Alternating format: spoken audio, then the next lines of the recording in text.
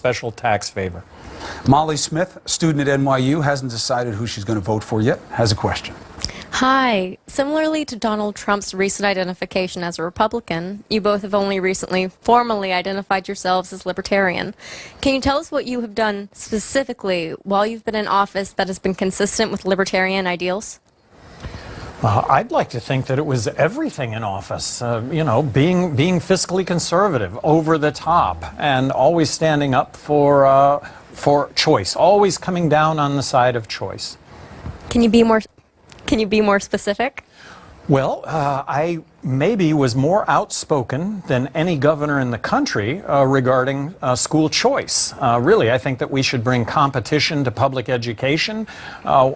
I would like to get the federal government out of education, allowing state dollars to be spent in those states as opposed to making a detour in Washington where you send money 13 cents to Washington and it comes back 11 cents and then it comes back with mandates. The war on drugs. Look, we have tens of millions of Americans in this country who are convicted felons that, but for our drug laws, would otherwise be tax-paying, law-abiding citizens. So in office, in my case, even though I was then a Republican and not a Libertarian, I cut the state budget 14% my first 2 months in office.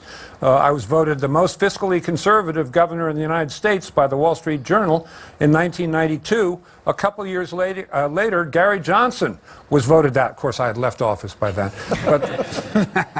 And I was, you know, way out there by myself on gay and lesbian rights, starting my first month in office in January 1991. And for 10 years, no one followed suit. I appointed the woman who wrote the decision holding equality of marriage is constitutionally compelled, which led to the Supreme Court case holding that. I was a leader on the pro-choice movement as well. So almost all of my actions in office foreshadowed my eventual formal libertarian status. I may have vetoed more legislation than the other 49 governors in the country combined, and a lot of that was crony capitalism, a lot of that was spending in ways that, in my opinion, were political as opposed to actually addressing the issues themselves.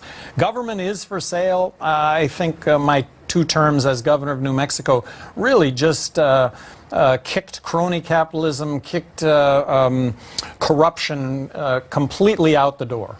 Let's bring in Ahmad Green. He's from New Jersey, currently